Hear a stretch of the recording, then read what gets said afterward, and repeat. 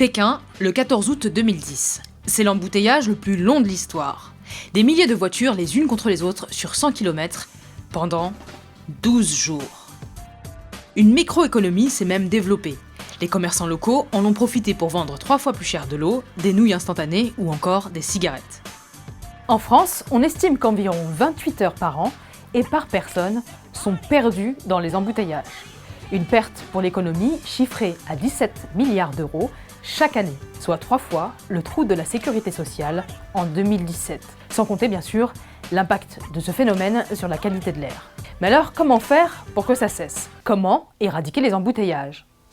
Pour répondre à cette question, il faut d'abord savoir comment les bouchons se forment. Les bouchons, c'est tout bêtement une histoire d'offre et de demande, comme en économie. L'offre, c'est le nombre de voitures que la route peut accueillir. La demande, ce sont les déplacements que les usagers, vous, veulent faire à un moment et à un endroit précis. Un embouteillage se déclenche à l'instant et à l'endroit où la demande dépasse l'offre. Quelquefois, la congestion qui se forme n'est pas vraiment un bouchon. Vous vous arrêtez, mais vous ne savez pas pourquoi. C'est ce que l'on appelle l'embouteillage fantôme ou l'effet accordéon.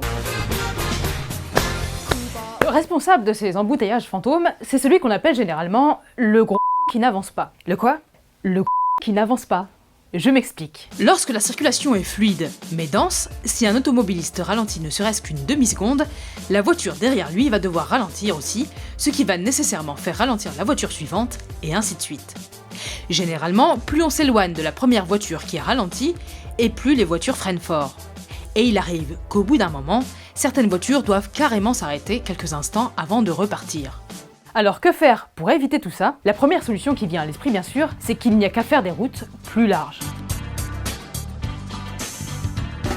Sauf qu'en fait, non, ça ne marche, mais alors pas du tout. Ça ne marche pas à cause de ce que l'on appelle le paradoxe de Bresse, du nom du mathématicien allemand qui l'a démontré dans les années 60. Lorsqu'on élargit une route ou qu'on en ajoute une nouvelle, la circulation est plus fluide au début, mais rapidement, les bouchons reviennent. Car les usagers privilégiant toujours le chemin le plus rapide pour eux, ces voies sont tout simplement plus utilisées. Et plus il existe de voies, plus elles sont empruntées. C'est ce qui s'est passé par exemple à Houston, au Texas. Face à la congestion sur la Katy Freeway qui reliait la ville de Houston à sa banlieue ouest, l'État du Texas a décidé en 2011 d'élargir cette voie. Avec 26 voies, c'est la plus grande autoroute du monde. Mais les embouteillages ont empiré au lieu de diminuer. Donc plutôt que d'agir sur la capacité d'accueil des routes, il faut plutôt essayer d'agir sur le comportement des conducteurs. Par exemple, sur la vitesse. Si vous avez déjà pris en France l'A7 ou l'A9 par exemple, vous avez été invité à rouler à 110 km/h au lieu des 130 autorisés. Et oui, car rouler tous moins vite mais à vitesse constante, avec un régulateur par exemple, est beaucoup plus efficace pour éviter les effets d'accordéon que de rouler plus vite et de freiner quelquefois. Le flux des voitures s'homogénéise et du même coup reste fluide. Autre solution, dissuader les automobilistes d'emprunter une route, par exemple en les faisant payer. C'est la méthode utilisée à Londres et à Milan, ou encore à Singapour. Pour entrer dans la ville avec son véhicule, il y a un péage, en général, assez cher. À Singapour, le prix payé par les automobilistes dépend de l'heure à laquelle ils se présentent. Plus on est proche de l'heure de pointe, et plus c'est cher.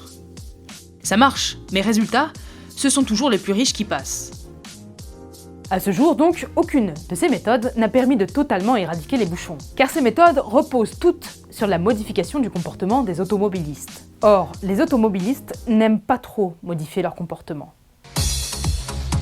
La solution, c'est donc peut-être de supprimer les conducteurs grâce aux voitures intelligentes. Les voitures intelligentes peuvent être programmées pour respecter précisément des distances de sécurité. Elles roulent à vitesse constante, elles ne fatiguent pas vraiment, et elles ne sont pas captivées par l'accident sur la voie d'en face ou par ce qu'il se passe sur le bord de la route. Mieux, les voitures intelligentes pourraient communiquer entre elles en une fraction de seconde et ainsi anticiper tout ralentissement, voire gérer des intersections elles-mêmes. Mais tout cela ne pourra marcher que si toutes les voitures sont autonomes. Un seul conducteur humain, et c'est potentiellement le retour du chaos. Certains adorent les embouteillages, comme eux. Si ce n'est pas votre cas, vous pouvez encore covoiturer ou prendre les transports en commun.